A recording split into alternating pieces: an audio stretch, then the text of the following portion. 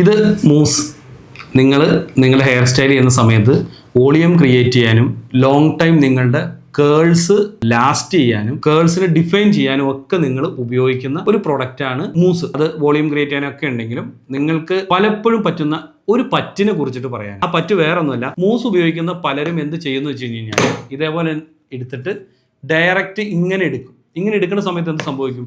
ഇതിൻ്റെ ഉള്ളിലുള്ള ഗ്യാസ് ഇതിൻ്റെ ഒപ്പം തന്നെ പുറത്തേക്ക് പോകും.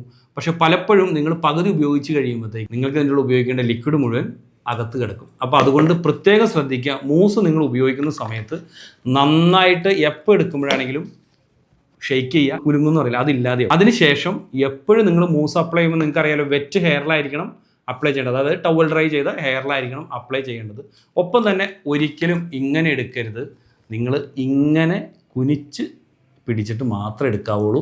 അല്ലെങ്കിൽ നിങ്ങൾ നല്ല വില കൊടുത്ത് മേടിക്കുന്ന ഈ മൂസ് പകുതി മാത്രം ഉപയോഗിച്ച് എറിഞ്ഞു കളയേണ്ട അവസ്ഥ വരും. അപ്പോൾ അതുകൊണ്ട് ഈ ഒരു കാര്യം ശ്രദ്ധിച്ചോളാം. ഒപ്പം തന്നെ ഇത്തരത്തിലുള്ള എന്തെങ്കിലും സംശയങ്ങളുണ്ടെങ്കിൽ നിങ്ങൾക്ക് ഞങ്ങളുടെ വീഡിയോയുടെ താഴെ കമൻറ്റ് ചെയ്ത് കഴിഞ്ഞാൽ അത്തരം കാര്യങ്ങൾ, ഞങ്ങളാൽ കഴിയുന്ന കാര്യങ്ങൾ നിങ്ങൾക്ക് സംശയ നിവാരണം നടത്താവുന്നതാണ്. ഓക്കെ.